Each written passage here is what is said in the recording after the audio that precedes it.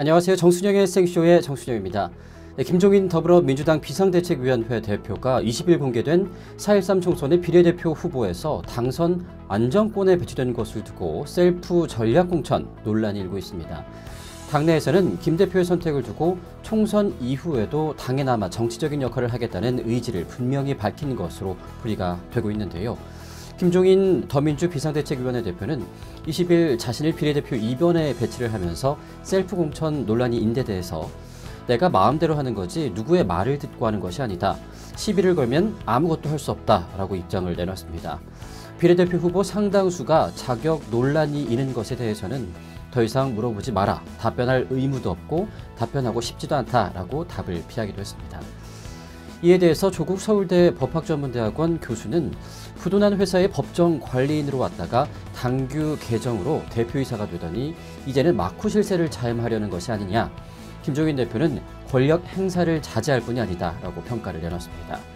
또 한 당의 관계자는 김 대표의 모든 결정을 믿고 따랐던 것은 당의 총선 승리라는 목표를 위해서 묵묵히 가는 모습 때문이었다며 그러나 이처럼 사심을 채우는 듯한 모습은 앞으로 총선을 이끄는 데 있어서 당의 응집력도 떨어뜨릴 것이라고 우려를 했습니다. 현재 당 안팎에서는 정당 지지율을 근거로 더민주의 비례대표 당선 안정권을 15번쯤으로 예상을 하고 있습니다. 김 대표가 2번 후보로 발표됐다가 뒤늦게 12번으로 미루기는 했지만 20대 국회의원 입성은 거의 확실한 상황이다라고 볼 수가 있는데요. 그러면 헌정사상 최초로 비례대표로만 5선 국회의원이라는 기록을 세우게 된다고 합니다. 특히 정청래 의원을 비롯해 다수의 현역 의원들을 공천 배제하면서 반발을 샀던 김 대표가 정작 자신은 배지를 달겠다고 하자 비례 공천을 다시 하라는 당내 여론이 커지고 있는 상황입니다. 경제 민주화를 통해서 2012년 박근혜 대통령 당선에도 큰 공을 세운 김 대표는 관훈클럽 토론회에서 더 이상 킹메이커 노릇은 하지 않겠다라고 말한 바가 있었는데요. 전날 대선 승리를 위해서 애를 쓰겠다는 김 대표의 발언까지 감안을 한다면 직접 자신이 대권 후보 레이스에 뛰어들 수 있다라는 말일 것이다라는 해석도 가능하다는 겁니다. 한편 문재인 전 대표는 김 대표의 셀프 공천에 대한 입장을 내놓지 않고 있습니다.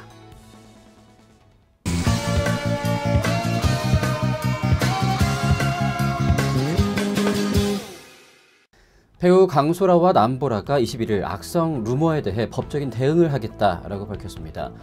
몇몇 여자 연예인들이 얼마 전 해외에서 성매매를 한 혐의로 검찰에서 조사를 받은 사실이 알려진 뒤 증권과 정보지에 추가 명단이라는 제목과 함께 두 사람의 이름이 올라왔기 때문인데요.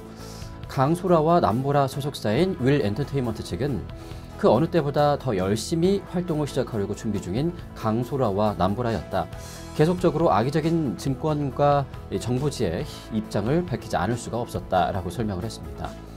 소속사는 악성 루머 최초 유포자 및 추가 유포자를 경찰 수사를 의뢰해서 법적인 책임을 물을 예정이며 또 계속해서 근거 없는 루머를 확산하거나 재생산하는 행위에 대해서도 법적인 강경 대응을 펼칠 것이라고 입장을 밝혔습니다. 특히 강소라는 연예계 글래머 스타로 화제를 모으면서 최근 각종 CF와 시상식은 물론 시나리오까지 밀려들면서 제2의 전성기를 이어가던 터라서 더욱더 이 갑작스러운 루머에 당황스러울 수밖에 없었다고 하는데요. 이에 강소라 측은 여자 연예인으로서 참을 수 없는 루머였다. 강경 대응을 통해서 입장을 밝힌 것이라면서 그동안 해왔던 것처럼 더 열심히 일하면서 배우로서 좋은 모습을 보이겠다라고 밝혔습니다. 또 남보라의 경우에도 올 초에 또 갑작스럽게 가족사가 알려진 데 이어서 남자친구 논란 등에도 묵묵히 활동을 이어왔던 터라서 이번 루머에 더욱더 상처를 많이 받았다고 합니다. 남보라의 한 측근 착한 남보라가 올해는 유독 잔인한 시절이었다. 생각지도 않은 일들이 벌어지면서 많은 상처를 입었다면서 언제 그랬냐는 듯 동생들과 가족들을 생각하면서 더 열심히 작품에 몰입할 것이다 라고 귀뜸을 하기도 했습니다. 앞서 원더걸스의 유빈과 달샤벳의 수빈은 먼저 공개적으로 이름을 밝히고 악성 루머와의 전쟁을 선포한 바가 있습니다. 유빈의 소속사인 JYP 엔터테인먼트는 19일 최근 유빈에 대한 근거 없는 악성 루머가 인터넷에 유포되고 있어서 사실 무근임을 밝힌다라면서 현재 증거 자료를 수집하고 있고 무관용의 원칙에 따라서 법적 절차를 밟을 계획이라고 밝힌 바 있습니다. 또 하루 후인 20일 수빈의 소속사인 해피페이스 엔터테인먼트 역시 허위 사실로 만들어진 정보지로 인해서 수빈이 여성으로는 감당하기 어려운 정신적인 고통으로 힘들어하고 있다면서 이 법적인 절차를 밟아서 강력히 대응할 것이라고 단호하게 입장을 밝힌 바가 있었습니다.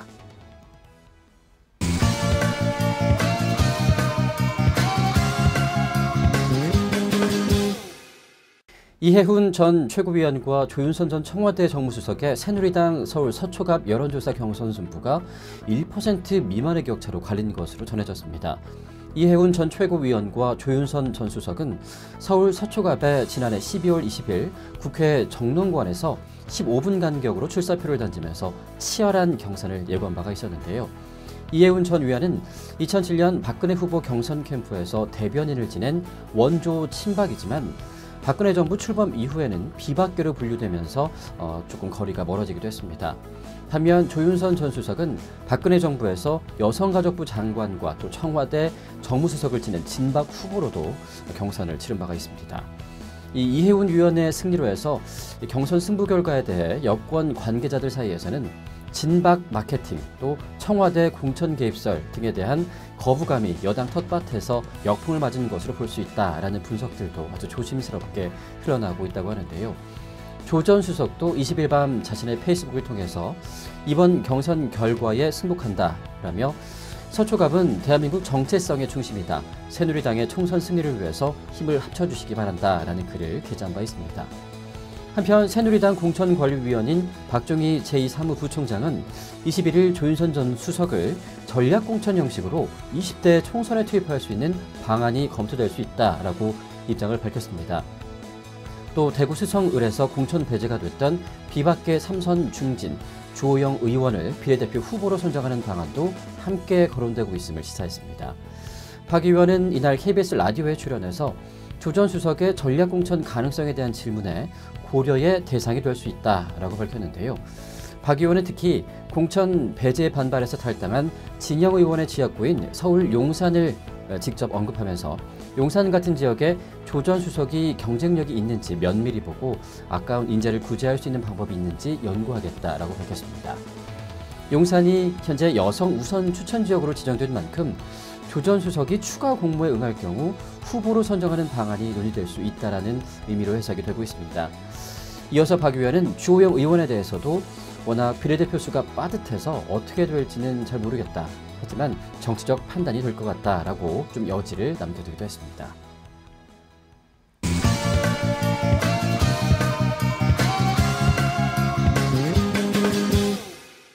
KBS 공채 아나운서 출신 노현정의 근황이 공개됐습니다. 좀처럼 모습을 드러내지 않았던 정대선 현대 BSNC 사장의 부인인 노현정 전 아나운서가 고 정주영 현대그룹 명예회장의 15주기 제사에 참석하기 위해서 자택의 모습을 드러낸 건데요. 노현정은 흰색 의상에 머리를 단정하게 묶은 채 등장해서 이목을 집중시켰다고 합니다. 20일 정주영 명예회장의 15주기를 하루 앞두고 제사를 위해서 모인 40여 명이 이 서울 한남동 정몽구 현대자동차그룹 회장의 자택에 모였다고 합니다. 지금까지 정 명예회장 제사는 서울 종로구 청운동에 있는 정 명예회장 생전 자택에서 지내왔었는데 올해 처음으로 정몽구 회장 자택에서 지내게 됐습니다. 이날 이 자리에는 정 명예회장의 동생인 정상영 KCC 명예회장, 또 정 명예회장의 아들인 정몽구 회장과 정몽준 아산재단 이사장, 또 정몽윤 현대해상 회장, 며느리인 현정은 현대그룹 회장 등이 참석을 했습니다.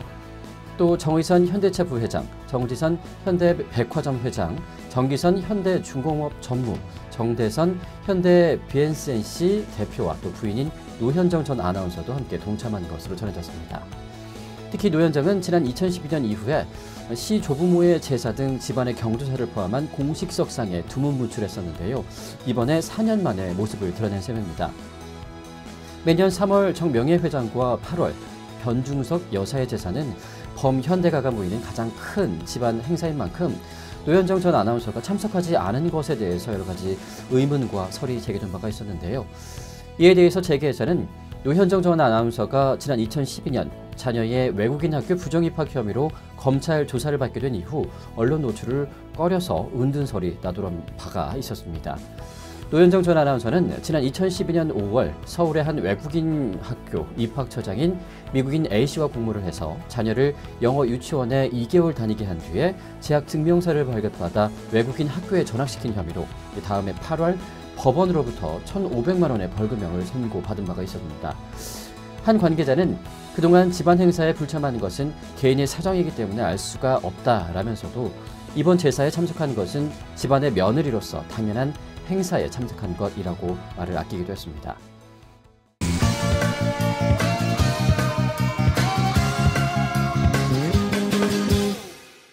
마술사 이은결이 품절남 대열에 동참을 했습니다. 이은결은 지난 20일 청담동에 위치한 드레스가든에서 14년의 연애 끝에 결혼식을 올렸습니다. 오랜 시간 연인 사이로 지내오던 이은결과 신부는 서로에 대한 신뢰와 또 믿음을 바탕으로 해서 부부연을 맺게 됐다고 알려졌는데요. 이날 결혼식은 한국을 대표하는 마술사의 결혼식답게 볼거리가 아주 가득한 한편의 쇼처럼 진행이 된 것으로 유명합니다. 결혼식은 일반인 신부를 배려하면서 비공개로 진행되긴 했는데요. 아주 우월한 몸매와 또 뛰어난 미모를 과시한 신부의 모습이 아주 인상적이었다라는 후문입니다. 다음 날 이은결은 자신의 SNS에 신부와 함께 결혼 반지를 낀 왼손을 잡은 모습을 사진으로 공개를 했습니다. 사진과 함께 한 분 한 분 인사를 못 드려서 죄송해요. 잘 살게요. 감사드려요. 라는 글도 함께 게재를 하기도 했습니다. 이 사진 속에는 남편 손에 살포시 얹어져 있는 이은결 아내의 손이 찍혀져 있었는데요. 약지에 끼워진 결혼 반지가 또 시선을 사로잡기도 했습니다. 한편 배우 이용우는 22일 또 자신의 인스타그램을 통해서 은결 결혼 축하한다. 더 행복하고 더 건강하고 더 멋져지길 이라면서 이은결 부부와 찍은 사진을 게재했습니다. 이 사진 속에는 이은결 아내의 모습 담겨 있었는데 연예인 뺨치는 미모와 또 팔등신 몸매를 뽐내서 하객들로부터 아주 큰 호응을 얻기도 했었는데요. 또 하객으로 참석한 마이티 마우스의 상추 모습도 확인을 할 수가 있었습니다. 이에 앞서 이은결은 지난해 MBC 나 혼자 산다에 출연을 해서 여자친구에 대해서 언급한 바가 있었습니다. 당시 이은결은 여자친구와 13년이 됐다. 예전에 내 회사에서 미녀 파트너로 같이 함께 일을 했었는데 그 친구가 한국 무용을 해서 같이 하자고 했다라고 말했습니다. 이에 대해서 김광규는 당시에 숟가락이 어디 있는지 다 알고 13년 사귀면 엄마다 엄마라고 말해서 주변에 큰 웃음을 선사하기도 했는데요. 한편 이은결은 결혼 후 오는 5월 4일부터 15일까지 서울 중구 장충동 국립극장 효름극장에서 일루셔니스트 이은결을 개최할 예정인 것으로 알려졌습니다.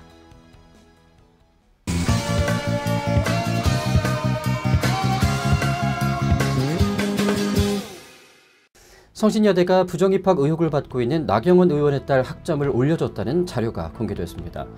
뉴스타파는 21일 현대 실용음악학과 김모 학생 성적의 건이라는 제목의 성신여대 내부 전자메일 사본을 입수했다고 보도를 했습니다. 공개된 이 전자메일은 지난 2013년 12월 나경원 의원의 딸인 김 씨가 재학 중인 현대 실용음악학과가 학사 지원팀에 보낸 것입니다. 화성법 2 과목의 성적을 B5로 또 콘서트 프로덕션 과목을 C5로 학점을 변경해달라고 적혀 있었던 것으로 전해졌습니다. 당시 화성법 2를 가르쳤던 강사 A씨는 원래는 F를 줘도 문제가 없을 정도로 시험을 잘 못 봤다라면서 김 씨에게 줬던 점수는 C5나 C-였을 것이라고 말하기도 했습니다. 또 콘서트 프로덕션을 가르친 강사 B씨는 당시 김 씨가 중간고사와 기말고사에 백지를 내면서 교수님 강의가 너무 어려워서 뭐라고 써야 할지 몰라 죄송합니다 라는 답안지를 써냈다라고 밝혔습니다. 하지만 B씨는 시험 성적만으로는 빵점이었지만 출석과 수업 태도를 반영해서 점수를 매긴 것으로 기억한다라고 해명을 하기도 했습니다. 이와 관련해서 뉴스타파 취재진은 성신여대 측에 김 씨의 학점 변경 요청 전후 자료를 요구를 했지만 학교 측은 공개를 거부한 것으로 알려졌습니다. 또 당시에 실용음악과 학과장이던 이병우 교수는 해명을 요구하는 취재진의 질문에 아직까지 아무런 답변을 하지 않은 것으로 전해졌습니다.